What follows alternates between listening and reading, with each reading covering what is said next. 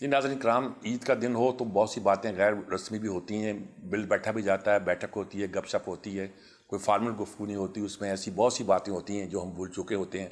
आज हमारे साथ जहाँ मुजीबुर रहमान शामी साहब हैं और औरिया मकबूल जान साहब हैं। तारफ़ तो मुझे कराने की ज़रूरत नहीं है, और वैसे भी ईद के दिन क्या तारफ़ कराने की बात।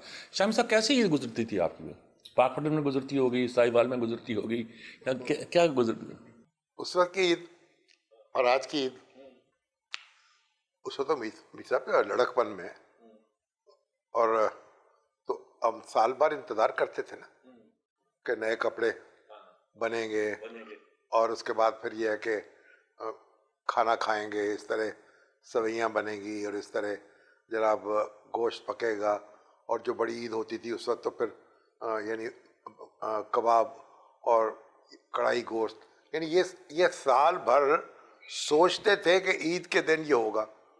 अब तो हर रोज ईद है, हर रोज आप वो कहते हैं कि वो उस वक्त तो गरीब की भी ईद होती थी, वो यानी कि जो भी वो होता था, टॉफियाँ देनी है बच्चे ने, गली में मोहल्ले में एक रश है, ये है वो है। अब सारी ईद ही अशराफिया की एक कल्चर बन के रह गया है। हाँ देखे ना, अशराफिया की भी ईद है, गरीब की भी ईद है, सबकी है। लेकिन अब वो जो ईद थी ना, क्योंकि अब तो हर रोज देखिए, आप ये भी देखें कि हमारे यहाँ जो मिडिल क्लास है और बल्कि लोअर मिडिल क्लास भी जो है, उसके यहाँ भी तौर तरीके बदल गए। अब तो दस्तरखान जो है रोज इस तरह सजते हैं जैसे ईद हो आज।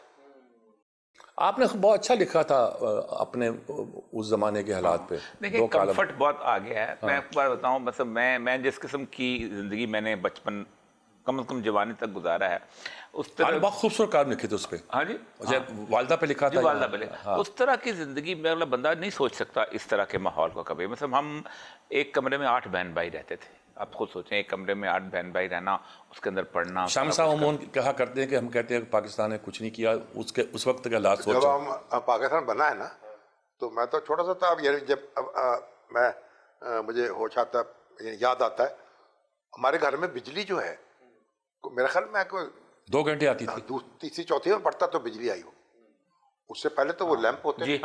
मैं खुद 5वीं क्लास पे, वो हमने मट्टी का तेल डाला होता था उसके अंदर, एक बोतल के अंदर, और उससे वो लगा के तो मट्टी के तेल से दिया। और वो जो म्यूनिसिपल कमेटी है, जी हाँ जी हाँ, गलियों में उसकी स्ट्रीट लाइट वो होती थी ना, उनमें वो भी वो कहा जाता था फलां बच्चा इतना ज़हीन है कि उसने उसके नीचे बैठ के पढ़ाई की। उसके नीचे बैठ के लोग पढ़ते थे आमतौर।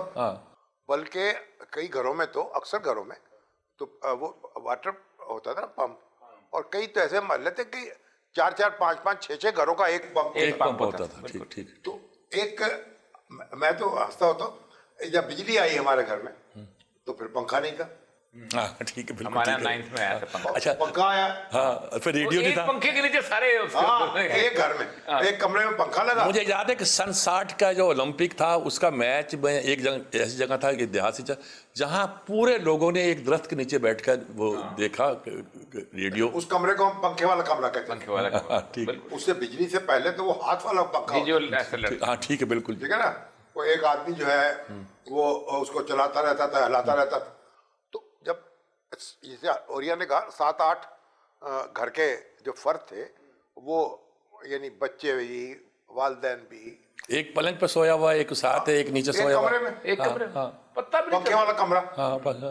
और उसके बाद फिर दूसरे कमरे में पंखा लगा, फिर तीसरे कमरे में पंखा लगा, तो बड़ी बात थी। पंखा, फिर एसी आ गए। एसी जब आए तो एसी तो बड़ी मुश्किल, एक एसी था घर में। एक एसी में सारा घर रात को सोता था, सारा घर रात को सो जाता था।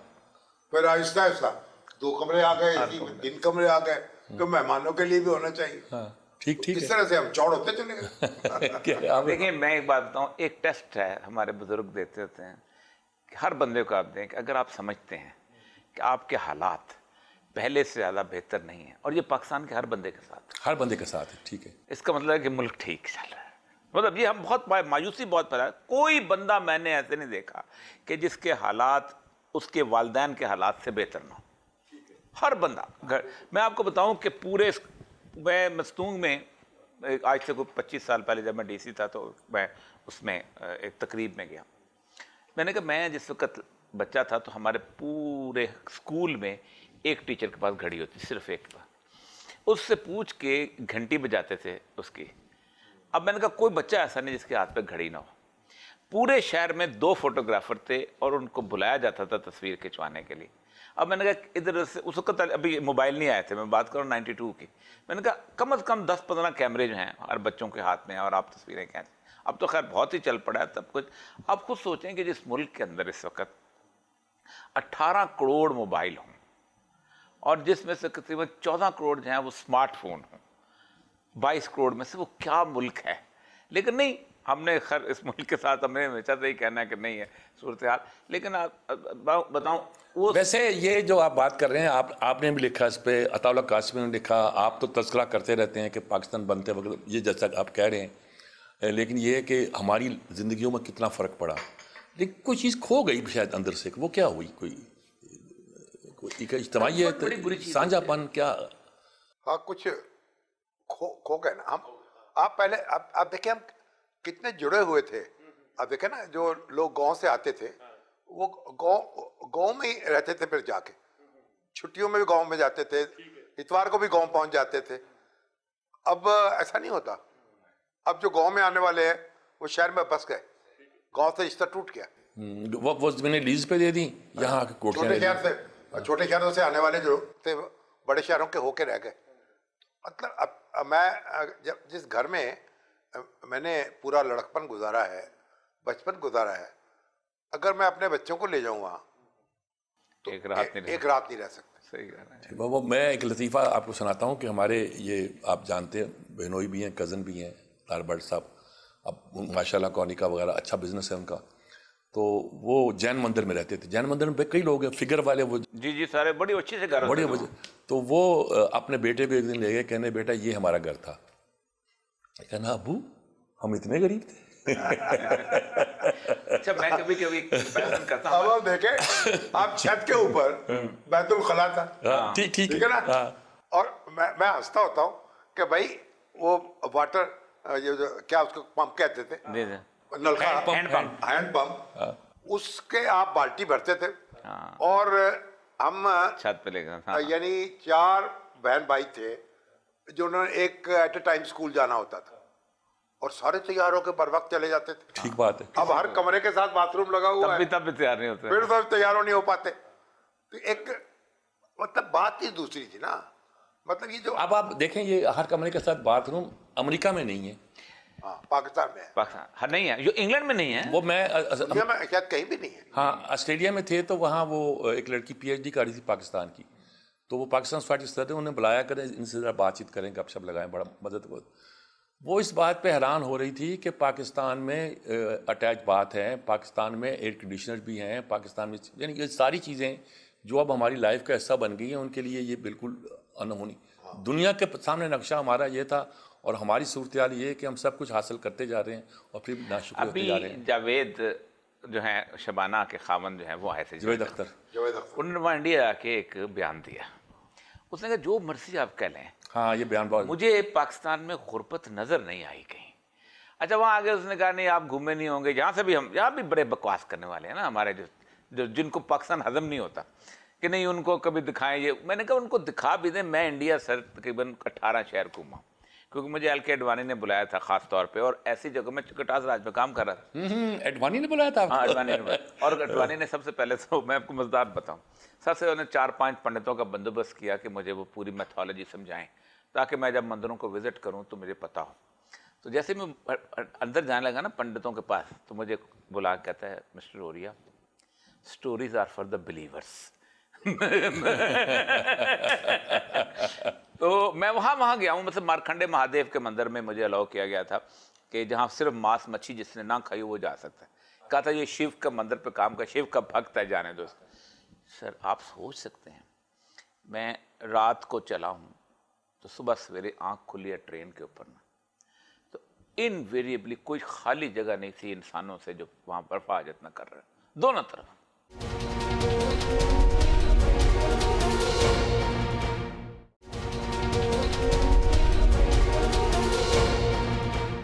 इंडिया तो 2 बातों में मशहूर है, किस बात में, और दूसरा एक बार इकोनॉमिस्ट ने लिखा था कि ये वो मुल्क है जो फाइबर ऑप्टिक्स लगा रहा है लेकिन लाइटानों की रोशनी में रात को ये काम करता है। एक दूसरी चीज, मैं उड़ीसा के इलाके में गया हूँ, पटना वाले इलाका।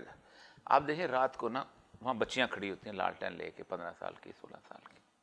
मैंने से पूछा ड्राइवर से, पहले हिचकिचाया थोड़ा सा, वो कहते वो ट्रक ड्राइवर आते हैं तो बस एक रात गुजार के 5-10 रुपये दे जाते हैं। Truck, the entire road is a prostitution then.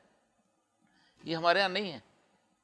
Comfort, यहाँ का कंफर्ट जो है ना, ये पाकिस्तान ऐसी नेमत है जिसकी हम सच्ची बात है कदर नहीं कर रहे।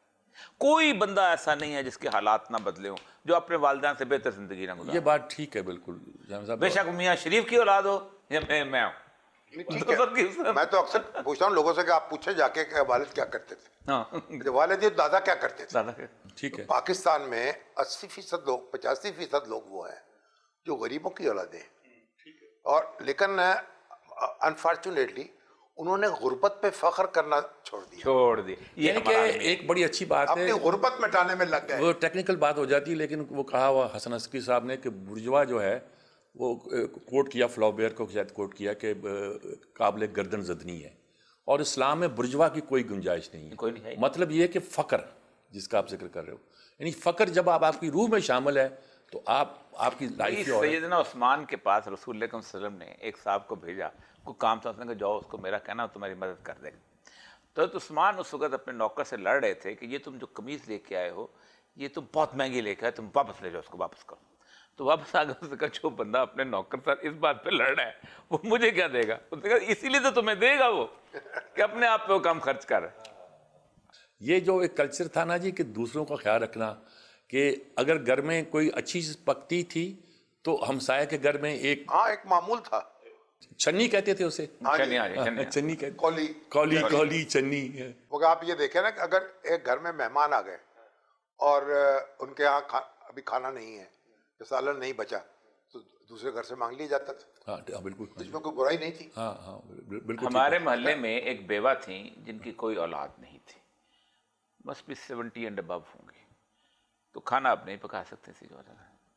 हर मोहल्ले के हर घर से एक दिन मुकर्रर था उनके घर खाना जाता था, और उसी हालत में वो फौत हुई है कि मोहल्ले ने उनको लुक आफ्टर किया।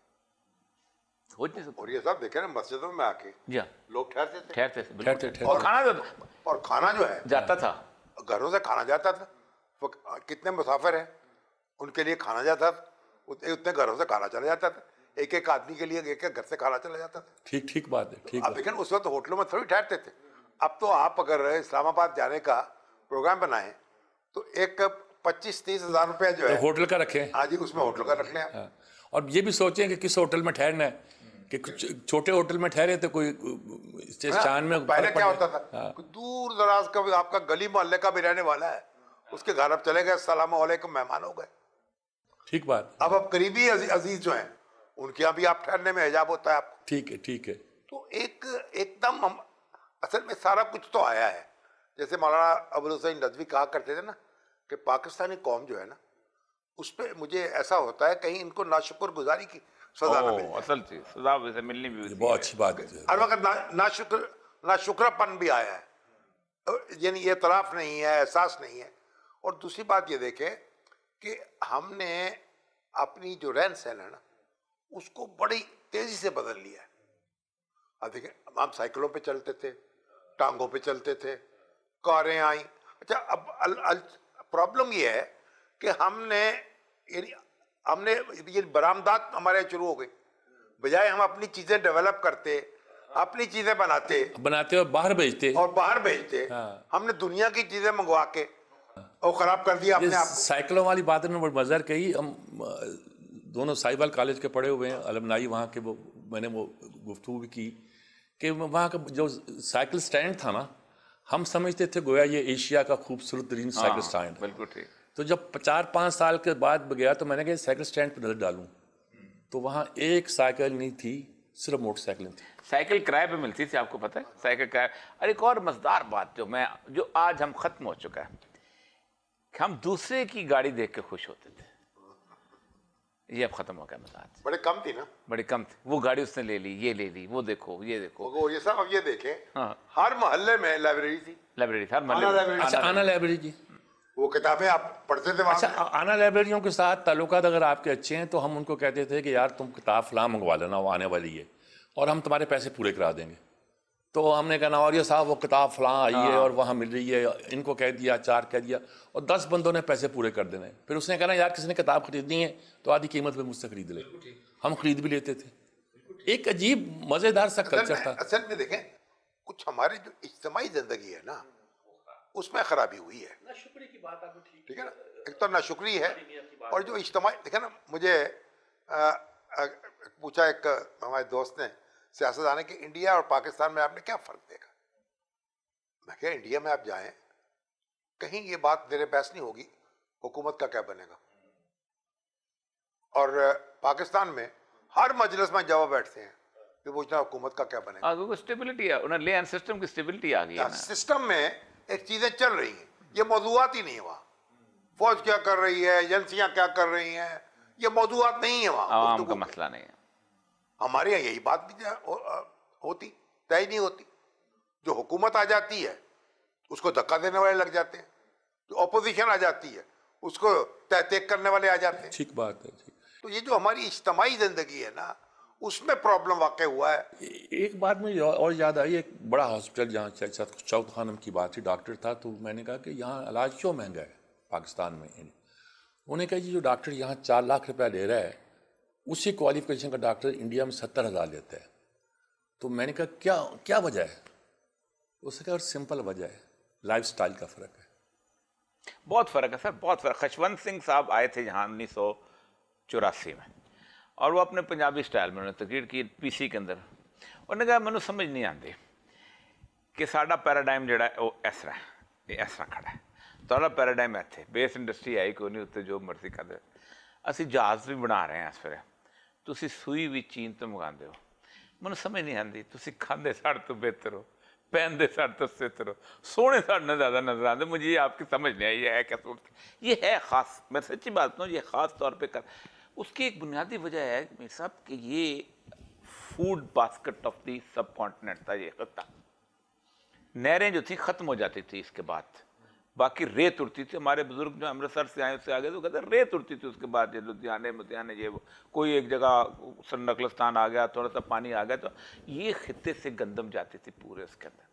और फिर सबसे बड़ी बात यह है कि हम 1947 से पहले कोई इनकम टैक्स नहीं था, कोई कस्टम ड्यूटी नहीं थी, सिर्फ 9% टैक्स थे आबियाना और मालिया के। पूरी दुनिया में सालाना जो है साल शुरू होता था जनवरी से, हमारे यहाँ शुरू होता था 1 जुलाई से, क्योंकि वाडियों के पैसे आते थे और उससे फिर वो मालिया। अच्छा, जुलाई का शुरू होने की वजह ये थी बेसिकली। उस 9% से आप देखें कि हमने क्या कुछ बनाया। दुनिया का बिगेस्ट इरिगेशन सिस्टम बना, बिगेस्ट रेलवे लाइन, कहाँ की रेलवे लाइन वहाँ से बिछी। ये माल रोड की जो बिल्डिंग्स हैं दोबारा हम नहीं बना सकते, आज बनाने चले तो मसला हो जाता है। ठीक, उसके बाद आप देखें एजुकेशन सिस्टम, जानवरों के अस्पताल, इंसानों का, ये सब कुछ इसलिए था कि बुनियादी तौर पे अवाम का मसला नहीं था, उनका कंटिन्यूटी आ गई थी ना भाई, सिस्टम है जी, एक गोरा है, ये लेजिस्लेटिव असेंबली है, इस लेजिस्लेटिव असेंबली में उसके बाद फिर एक जद्दोजहद की सूरत हाल आई, तब भी वो बिगाड़ वाली सूरत हाल नहीं आई। यानी आप खुद सोचें कि 1919 के अंदर जो आखिरी जलियांवाला बाग का इंसिडेंट हुआ है, वो जलियांवाला बाग का उन्होंने पहली दफ़ा, आप खुद सोचें कि पीनल कोड आया है तो उन्होंने जनरल डायर को ट्रायल किया, और वो जो मशहूर ट्रायल है उस बंदे को उन्होंने रिकमेंड किया कि इसको कोर्ट मार्शल किया जाए, और कोर्ट मार्शल करने के बाद इसको नौकरी से और किया जाए सब कुछ, और इसको नौकरी ना दी जाए। उसके बाद जो हुआ ये कि उन्होंने खैर उसकी जो सर्विसेज थी अफगान वॉर के, उसके से उन्होंने रिड्यूस किया, उनका कि इसको नौकरी नहीं मिलेगी बरतानिया के अंदर और इंग्लैंड के अंदर, यानी सब्जेक्ट के अलावा कहीं बाहर जाकर नौकरी कर सकता हो गया ना। आप जहाँ आज बताएं मुझे, आप जनरल डायर की तरह किसी को ट्राई कर सकते? नहीं कर सकते। तो कुछ तो हुआ है ना, कुछ तो, जब हम इतने मकरूज हैं, बेयकीनी बेसकूनी है आखिर कुछ, और हर आदमी जो है उसको दूसरे के काम में दिलचस्पी है, हाँ, अपने काम में दिलचस्पी नहीं है। देखे ना, जो हमारी फौजी लीडरशिप है वो सियासतदानों को दुरुस्त करना चाहती है, सियासतदान जो हैं वो अदलिया को दुरुस्त करना चाहते हैं, अदलिया जो है वो हर एक को दुरुस्त करना चाहती है। नहीं, आप देखें अपने आप को कोई दुरुस्त नहीं कर रहा, अपने रोल पे तवज्जो नहीं है। वो मैं दो चीज़ें बड़ी ख़राब हुई हैं मीर साहब, मैं जहाँ तक दुनिया में जहाँ भी आप जाके देखें, दो ऐसी माशरती बुराइयाँ हैं जिन्होंने हमें तबाह किया। एक तो हमारे यहाँ ग़ीबत, हमारा टाइम पास, ये आप दुनिया में गॉसिप, ग़ीबत और टाइम पास क्या, हमारा अब तो वो मीडिया का इमेज बन गया। खबर कौन सी है तुम्हारे पास, ब्रेकिंग न्यूज़ कौन सी, सोशल मीडिया इमेज हमारा बन गया। हाँ, जिसकी बुनियाद गॉसिप पे है, गॉसिप, और गॉसिप पे झूठ पे। अब खुद सोचें कि आप कोई किसी दुनिया में इस तरह की बात, अब ये देखें सबसे बड़ा स्कैंडल जो है ना अभी तक पापाराजी का, वो डियाना का हुआ था। आप मुझे बताएं, क्या डियाना की तस्वीरें मेन मीडिया पे आई कभी? उसकी बीच की तस्वीरें क्या कभी BBC में, CNN में, CBC में कभी उन्होंने उसको चलाई? उसको नहीं चलाई। यानी उसको एक ऐसी तौर पे समझा कि इसे बहुत बुरी चीज़ है। हमारे यहाँ मसला यह है कि उसको कहते हैं अब तुम साबित करो कि ये तुम गंदे हो कि नहीं। यानी आप एक चीज़ छोड़ दें माशरे के अंदर, और ये तो गुज़श्ता 4-5 साल से तो पता नहीं ऐसे हुआ है जैसे समझते हैं कि जैसे हमने सिर्फ स्पाई कैंप खिला रहे हैं दुनिया के अंदर, पाकिस्तान में, और उस स्पाई कैंप से जिसकी इज्जत चाहे उछाल दें। अच्छा, वो बिल्कुल शामिल साहब बिल्कुल ठीक कह रहे हैं कि ये भी ठीक कह रहे थे कि एक घर में साथ एक एक कमरे में लोग होते थे, मोहल्ले वालों का ख्याल होता था। अब पाकपुर जैसा शहर या अरब वाले जैसा, अमीर गरीब एक मोहल्लों में रहते थे, पानी जाता था, सबका जाता था, हमसाए होते थे, हाँ, एक दूसरे के काम आते थे। ठीक बात फिर है। हमने बस्तियां बसा ली, यानी अमीरों की अलग, गरीबों की अलग।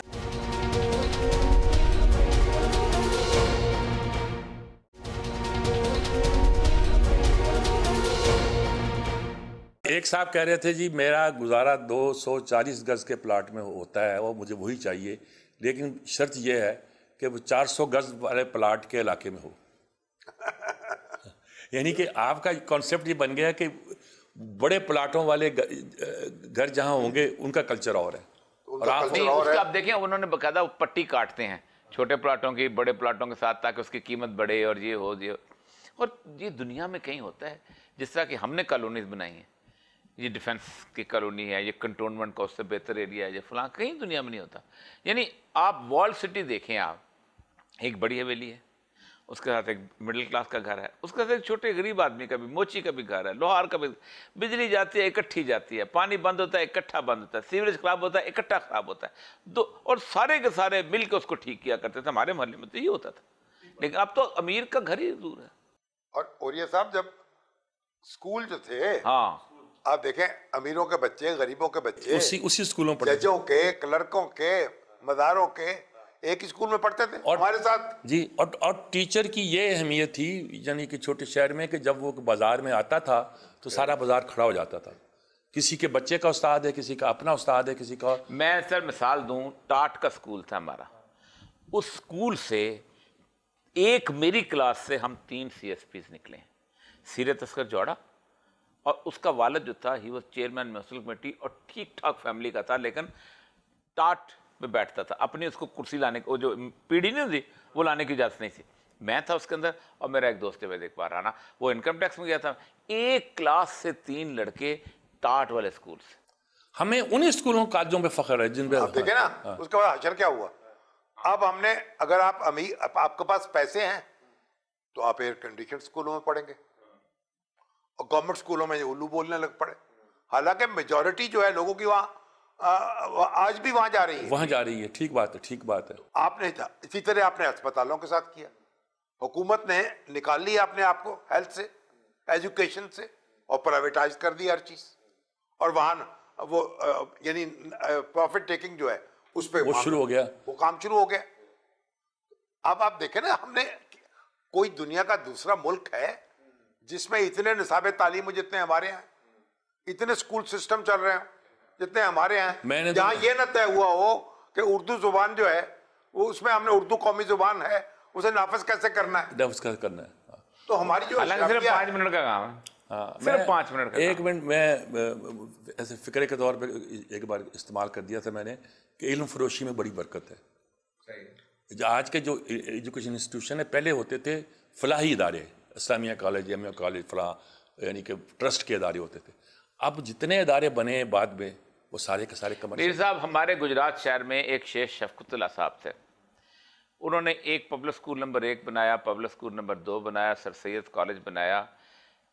उन्होंने एक टांगा रखा होता था, उस टांगे पे आते थे, एक ही घर था, जिस टांगे में वो आते थे उसी टांगे में एक गाड़ी नहीं ली। उसके बाद अपना टांगा था जाती उनका, बहुत बड़ा एकदम, उसी घर में इंतकाल किया उन्होंने।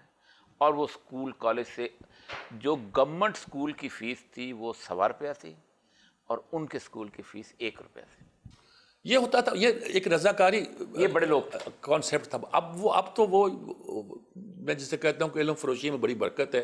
अब तो कमर्शियल इंस्टीट्यूट, शाम साहब, ये जर्नलिज्म में तो कोई खर्च नहीं लंबा चौड़ा आता ना जी।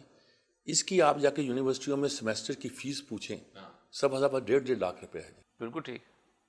अब मुझे बताइए बच्चे कहाँ से पढ़ेंगे, क्या करेंगे? साइंस की इल्म कहाँ से आएगा? आगे मेडिकल की हाँ, एक तो सेमेस्टर 7 लाख रुपए, साइंस, 7 लाख, हाँ जी, 8 लाख। हाँ। और टोटल उनकी तालीम 50-60 लाख में पड़ती है। जी, वो बिल्कुल, 60 लाख में जो डॉक्टर वहाँ से पढ़ के आएगा वो क्या आपकी खिदमत? और उसके बाद हालत ये है कि हमारे जो 80% मेडिकल कॉलेजेस हैं उनके साथ हॉस्पिटल्स नहीं हैं।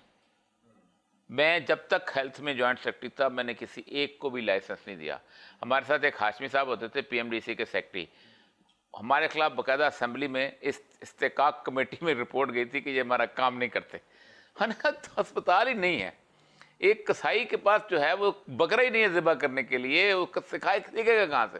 कादर हसन ने लिखा था बड़ा अच्छा कि डॉक्टर से फीस बहुत कुछ कर रहा था। उन्होंने कहा मेरी माँ ने अपने कड़े बेच के मुझे स्कूल में, इस कॉलेज में पढ़ाया है। लेकिन ये एजुकेशन हेल्थ की और ये सारी चीज़ें थी, हुकूमत का काम था। आपने प्राइवेटाइज किया तो उनको इंसेंटिव भी दें, उनको कोई फ़ायदे भी दें, उनसे कुछ हासिल भी करें। रिजल्ट ये है कि बच्चे फीस वो देते हैं जो पढ़ नहीं सकते, और नतीजे के खराबी क्या है मेरे साथ? खराबी ये है कि 1 लाख बंदा है टोटल बच्चा आपका जो O लेवल और A लेवल में जाता है टोटल, बाकी सारे हैं इमिटेटर्स, लिटिल एंजल्स, फलाना एंजल्स, ये एंजल, ये ना इधर के हैं और ना उधर के, ना ये बच्चों को वो O लेवल करा सकते हैं जिससे अंग्रेजी पढ़ाते हैं। यहाँ एक लतीफ़ा याद आया, किसी कॉलेज का, स्कूल का नाम बच्चों का रखा फातिमा स्कूल फलाना, चले ही नहीं। उसने कहा, किसी ने मजाक में कहा इसका नाम सेंट फातिमा स्कूल रख दो। उसने सचमुच रख दिया और चल गया, कराची में मौजूद है। यानी हमारे लोग इतने कॉम्प्लेक्स का शिकार हो जाते हैं कि वो यानी कॉपी करना जिसको है ना, उसी को समझते हैं कि शायद बड़ी एजुकेशन है, बड़ी तालीम है। अब ईद का दिन भी है ना? हाँ ईद का दिन है आज। हाँ जी, हाँ जी। लोग कहेंगे क्या करने बैठ गए हैं ये तक। हाँ, तो आप क्या कह रहे थे ईद के दिन के लिए? मैं कही कोई ईद मुबारक ही लोगों को कहे। लेकिन मतलब यह है कि ये चीज़ें सोचनी चाहिए, जो कौमें सोचते हैं वही आगे बढ़ते हैं। और सबसे बड़ी ये शमसा भी पॉजिटिव सोचा कि हम मैं आपको क्या थे, क्या हो गए हैं। सार्त्रे का यानी कि एक लिहाज से अच्छे पहुंच गए। सार्त्रे का फिक्र याद लास्ट इंटरव्यू है ना, बड़ा मजेदार है वो, आखिरी मरने से पहले उसने दिया था। एक तो उससे पूछा, उसने कहा कि 21st सेंचुरी आने वाली है तो उसका क्या है मसाइल सबसे बड़े? उसने कहा ना उसका मसला भूख होगा, ना गुर्बत होगी, ना अफलास, ना बीमारी, उसका मसला हिपोक्रेसी होगी। और उसका एक फिक्रा मुझे भी याद आता है, मैंने शाम साहब की मौजूदगी में 1-2 बार उसको तकरीर में कहा भी कि वियतनाम की जंग में अलजायर के मसले पर, दूसरे मसलों पर उसने एक फिक्रा कमाल का कहा था कि दुनिया में जो कुछ हो रहा है उसका जिम्मेदार मैं हूँ, हम नहीं। हम में करके हम दूसरों को। और चीज उसने सर कही थी, उसने कहा था हमने और चीज, हमारा फिक्र और है। हाँ, दुनिया में जो कुछ हो रहा है उसका जिम्मेदार तुम हो।